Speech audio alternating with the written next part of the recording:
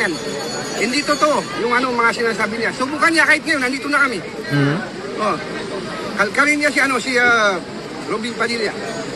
O kaya saktan niya. Subukan niya, saktan niya. Kung gusto niya, kahit anong gusto niyang laban. Ginagatungan nila. Kami mga kapatid yung mga Muslim para ipaglaban ng tama sa ating mamamayang Pilipino. Dahil damay-damay tayo sa pangyayaring nakawan ng kaban ng bayan ngayon. Hindi lang isa, hindi lang dalawa, hindi lang Muslim, pati Christian. Lahat ng mamamayang Pilipino ay damay-damay tayo dito.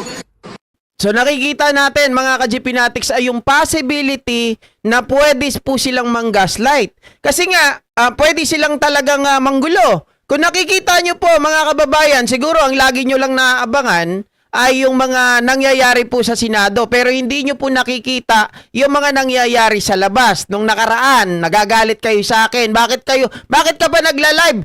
Senado naman yan, kay Marcoleta. Hindi yun ang inaabangan ko. Ang inaabangan ko, kaya nagla-live ako para hindi ako maboring. Nakikinig ako doon sa hearing nila Marcoleta, mga ka-GPnatics, kasi binabantayan ko rin yung nangyayari. Hindi nyo alam na nanonood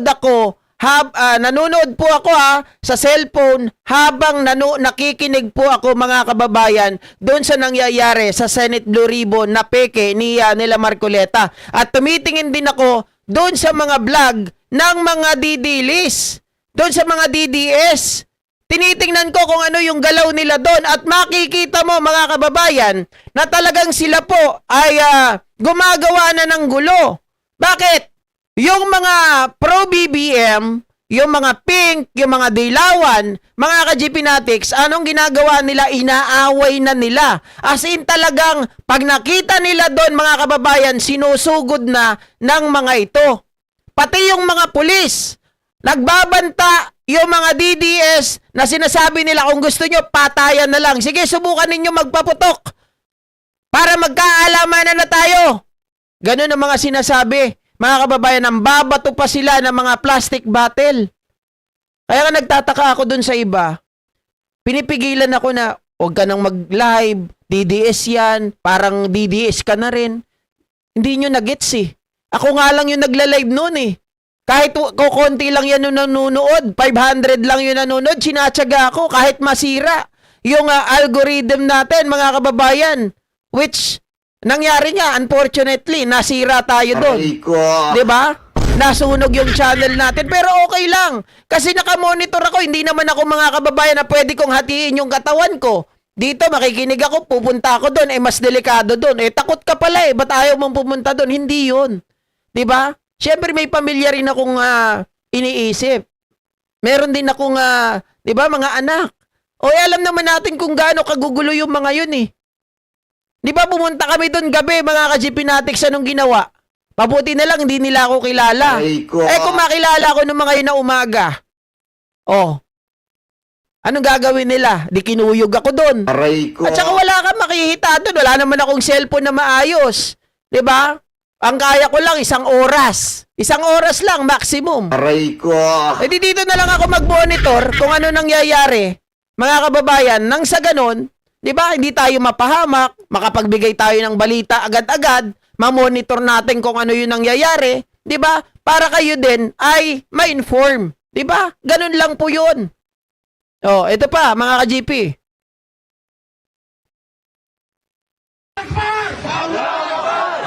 Dahil po sa mga magnanakaw na yan, ang ating mga kapulisan ay binibilang sa araw. Kawawang-kawawa ang ating mga kapulisan. Dahil sa mga magnanakaw na yan.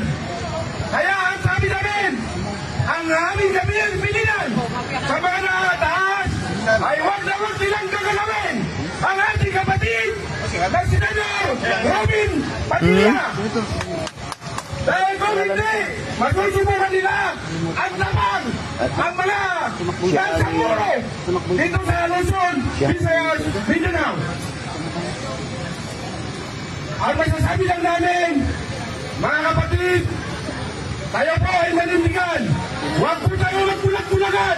Kitang-kita po sa mga mata ang mga ginagawa ng mga magdalaman. Okay, so mga kababayan, hindi na natin tatapusin yan dahil ang pinagtatanggol lang naman nila dyan, si Robin, di ba?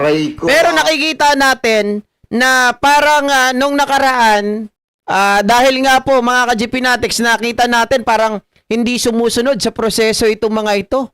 'Di ba? Yung 18 Marites, biglang pumasok doon, bisita daw ni Senator Robin, mga kababayan, wala man lang hindi man lang sila nag-register, wala man lang mga dalang mga ID, hindi sila nag-advance registration para sabihin na sila po ay bisita ni Senator Robin. Basta-basta na lang silang pumunta doon na hindi naman sila dumalo doon sa pagdinig, mga kababayan, or hearing or sa meeting nitong sila Senator Erwin Tulfo, na alam natin mga kababayan, optics lang yung ginagawa nila. 'Di ba? Para sabihin na sila ay matapang, para sabihin mga kababayan, nandun na, pero ayaw pang ipatawag, ayaw pang kausapin. So pinapalabas nila ngayon, ginugulo nila ang isip ng mga tao, natatakot. Etong sila Senator Erwin Tulfo, na sila po ay pagtatanungin mga kababayan, nandun na daw sila, bakit ayaw pa? Aray ko. 'Di ba?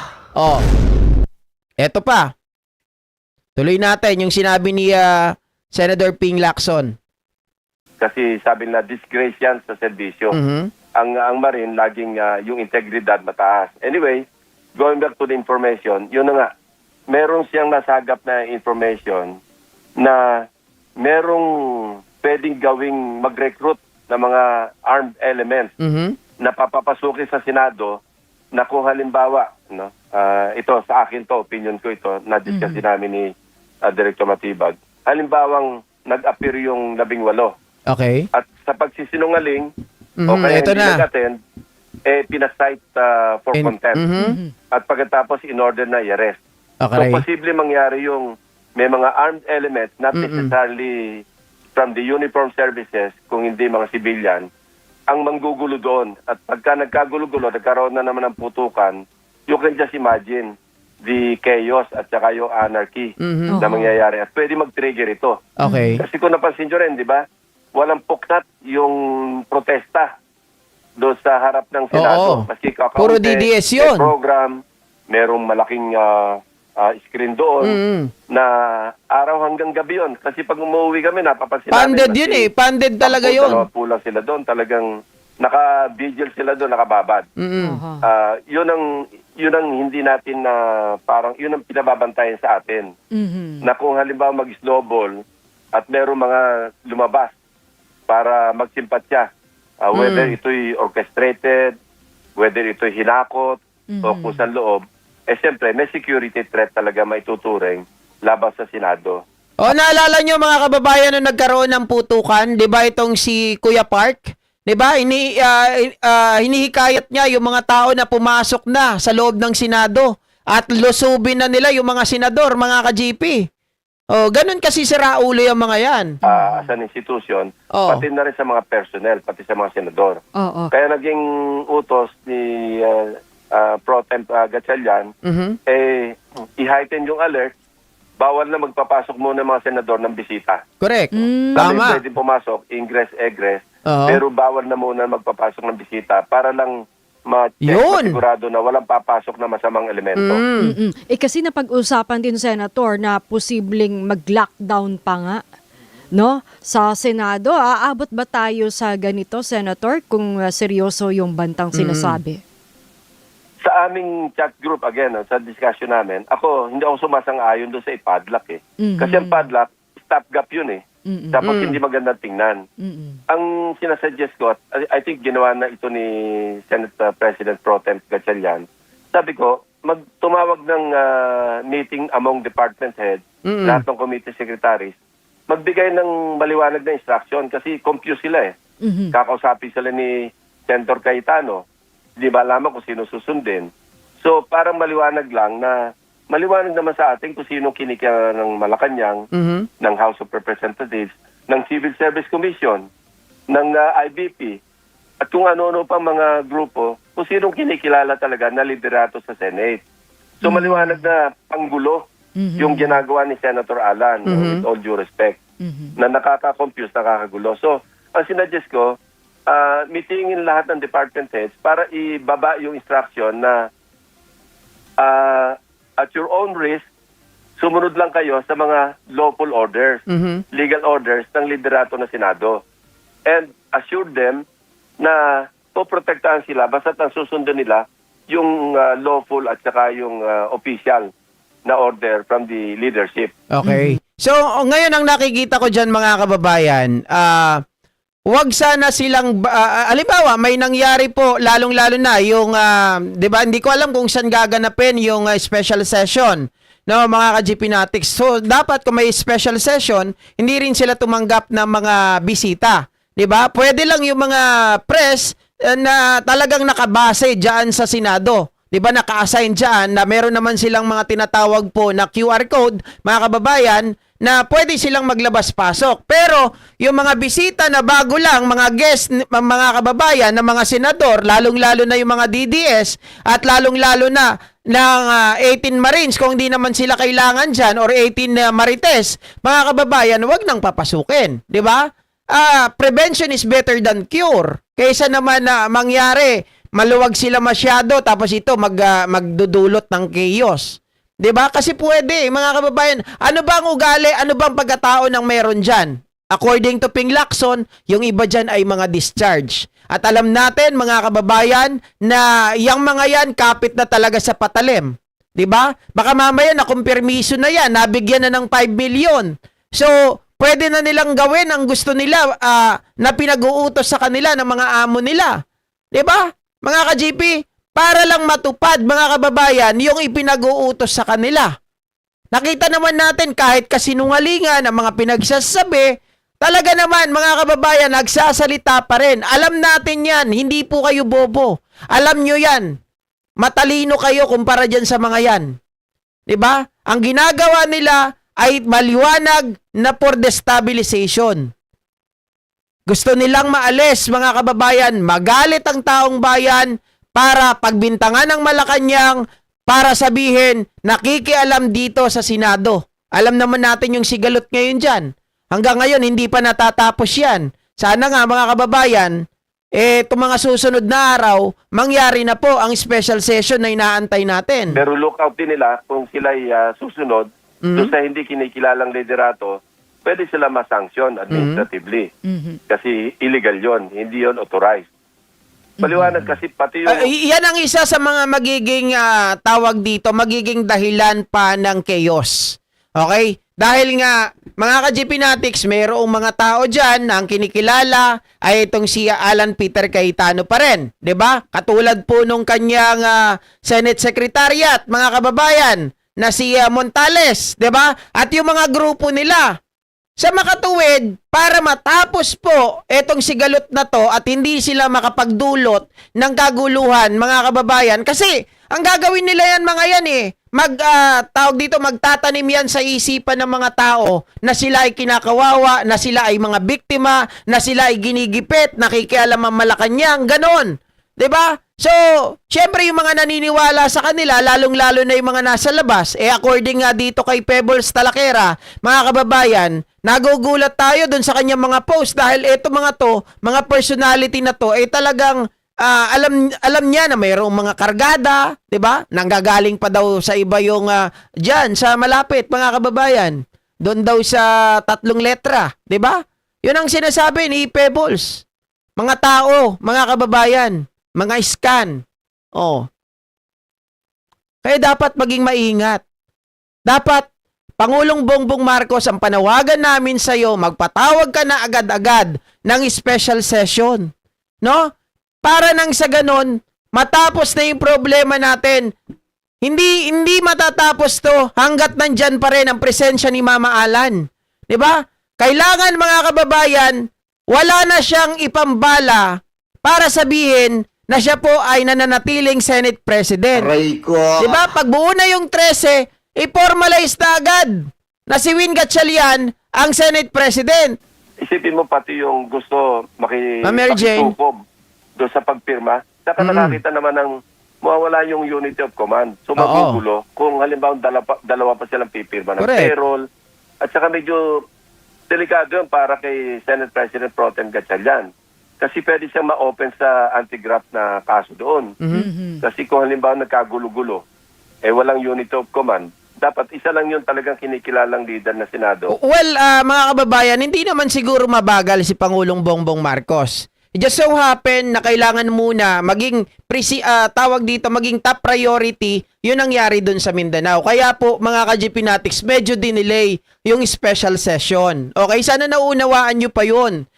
Hindi po mga kababayan madali para sa Pangulo na unahin ang special session bago puntahan yung mga kapatid natin, yung mga kababayan natin doon sa Mindanao, lalo na yung mga estudyante. First day of school.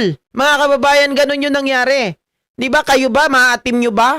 Na ang Pangulo natin hindi makikita, hindi pupunta dun sa lugar na pinangyarihan ng lindol? Pangit naman tingnan yun. Yung acting Senate President Oo. at the moment.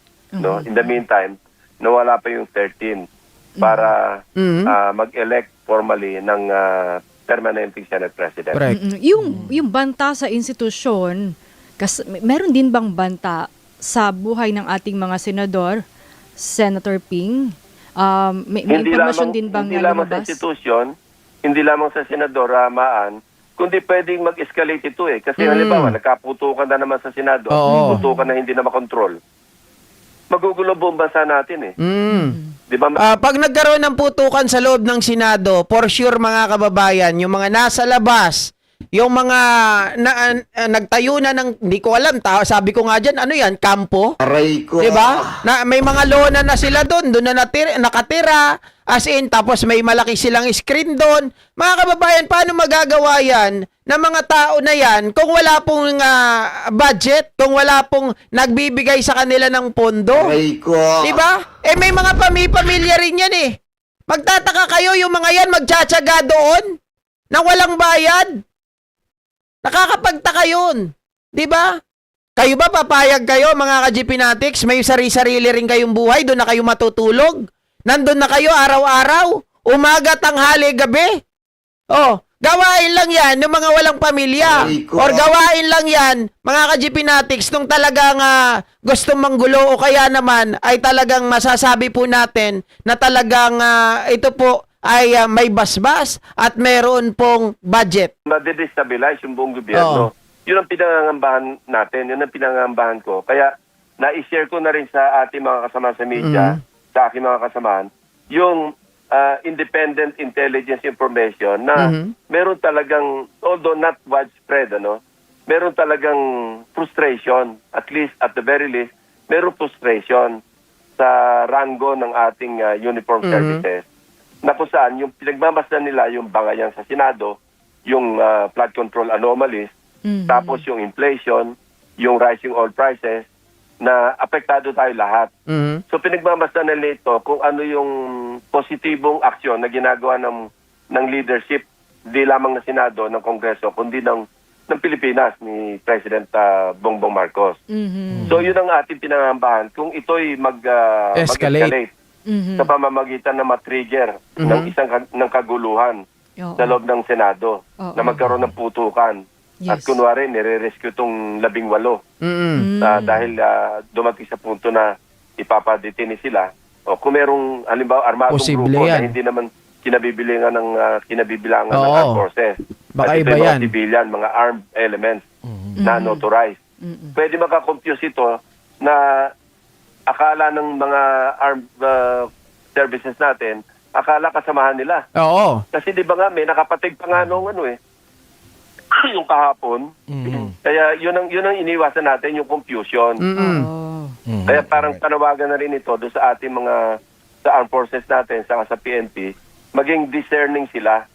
Kasi kung unscrupulous yung mga tao na merong mga power hungry, yung destabilizers, na magte-take advantage sa confusion o kaya sa situation, baka may madala na mag-react sa ating armed forces. Oo. Yun yung sinasabing, Ako nag-aantay lang yan sila ng pagkakataon, mga ka-GPnatics, no? Nag-aantay sila ng pagkakataon para, yung masasabi natin pagkakataon is yung maging dahilan, mga kababayan, na pwede na silang manghimasok, pwede na silang manggulo. 'Di ba? Kapag may nangyaring kaguluhan diyan, mga ka-GPnatics, matitrigger itong mga to. 'Di ba? Lalong-lalo na pag na-cite and contempt, etong 18 Marites, mga kababayan, malamang sa malamang yan ang gagawin nilang dahilan para po sila ay manggulo, manghimasok sa Senado at kunwari ililigtas nila itong mga ito, mga kababayan, at maaari na itong mga ito ay magsuot ng sabihin po natin ay uniforme ng mga uniform personnel. At syempre dahil makonfuse yung mga kasundaluhan natin, mga kababayan, re-rescue rin sila. Tutulong din sila dahil mga kabaro nila yon, ay magkakagulo na kapag ganun ang nangyari. Hindi sila professional. Pero alam mo, in the middle of the confusion, pwedeng akalain nila, nakasamahan nila yung True. nandiyan sa loob ng Senado. Oo. So, yun dapat. Senator Bing, eto nga planong panggugulo, no, yun sa Intel Info. Ito ba ay bago Ng ang NBI, yes, oo. ng NBI. Ito ba ay bago ang SONA? Itataon. Hindi natin alam. Walang sinabing timeline. Walang sinabing timeline, pero in fact mga kababayan, bago pa mangyari ito, na-post na yan ni Pebbles Talakera.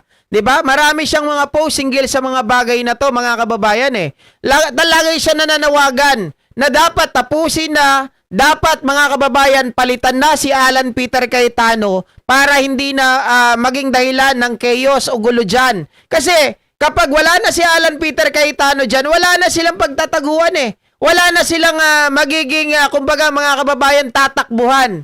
Hindi ba? Pwede nilang, hindi naman pwede magdesisyon na lang dyan basta-basta mga kababayan. Itong sila sa Robin Padilla. Di ba? So ang pinakamaigi talaga dyan, talagang iproklama na, magkaroon ng special session, iproklama na si Win Gatchalian bilang Senate President para hindi na makakilos itong mga hidiputa na ito. Di ba? Yan naman yan Sa totoo lang. Kaya ngayon mga ka-GPnatics, itong si Alan Peter Cayetano ay nagagalit, nagwawala ang loko. Wala daw siyang alam mga kababayan